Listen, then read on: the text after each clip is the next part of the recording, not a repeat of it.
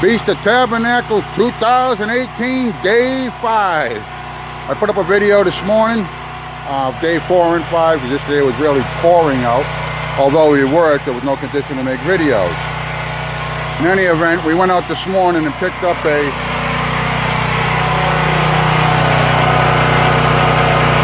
7,500 watt generator.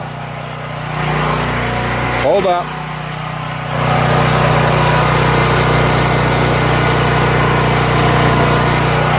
Runs on propane also.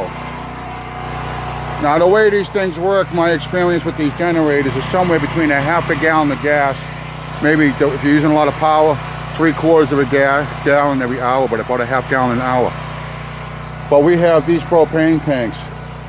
Those tanks alone should give them about a good month or two of running that generator from sundown to sun up, hooked up to the battery bank, and during the day they'll have tons of power with a dozen batteries to run everything without running the generator, so the cost won't be that great. And that's only for this winter. Reason being, as you know, we got tons of solar.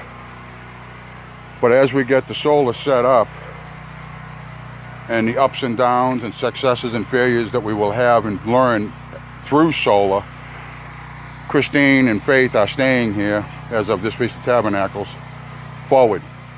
So they won't be coming back into city life or urban living, whatever. They're staying out here. Christine went to McDonald's this morning in town, about 10 minutes away. She'll be working there. There's a million small jobs available in town, a dollar store, every store in here. Everybody's hiring around here all the time. You only need to work, I told Christine she only needs to work about 25 hours a week. That'll give her $1,000 a month. Her only expense is going to be food, so they don't need our supply, and propane. And they don't have to go out and fill a tank every 12 hours. That's what the tank lasts. It's about 5 gallons.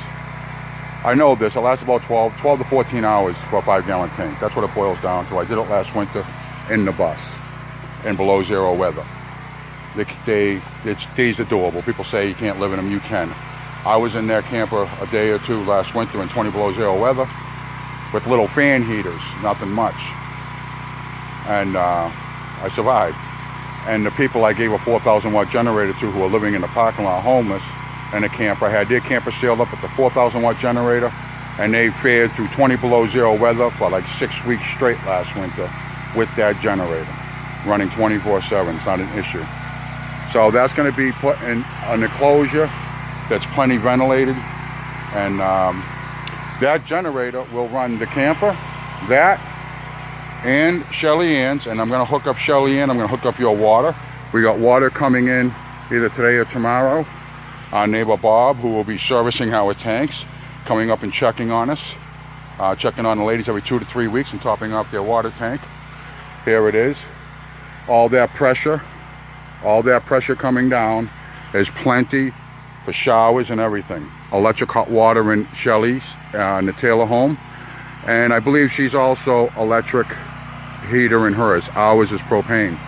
But in any event, there will be hot showers available to the ladies here in the next couple of days. Robin has to go back tomorrow afternoon, so we're all going to drive back Friday afternoon to bring Robin home. I will come back probably for the rest of the weekend to finish up the plumbing, the solar, tying in the generator, the battery banks, and we have the fireplaces installed. I'll do a video and show you each one later. I'll show you this one now quickly. There's the pipe coming out of the roof. It's all sealed up. You see it's all sealed. Okay. And we come inside, and here's the stove here. We have a rule, no coming inside with shoes on. And there's their little fireplace electric one going off. And here they are, getting the feel of luxury living in the middle of nowhere with full power. I'll hook the bus up this afternoon. Tonight we'll be heating up coffees in both of the vehicles and microwaves. We'll be able to do anything we want when that generator's running. and it'll take it and then some. Same thing with air conditioners. All these campers will be able to run 3 air conditioners on top of this thing, plus your regular utilities. Now don't get me wrong, we're not depending on gas. It's the Feast of Tabernacles. We're coming into winter. We got tons of solar. We're not going to leave the ladies out here. This will be the generator will be their primary electric, and they'll learn how to stop it and use the solar on the side.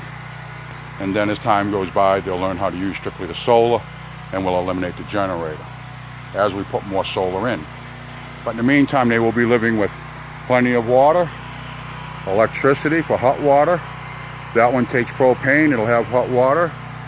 The Taylors, you're going to be fully hooked up, Taylor family, within a couple of days. And we still got to paint you and do some other things.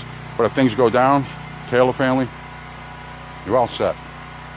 You're all set. You're home set.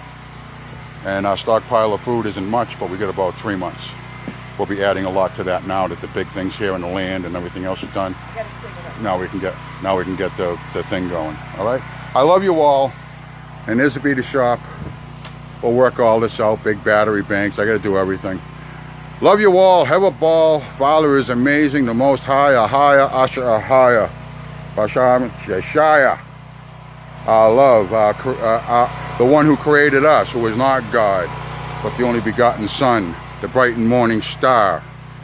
He who came in the flesh, who was the only begotten of the Father, who created all the angels thereafter by the Father's will, who again is not God, but the Son, the only begotten and the firstborn of us all.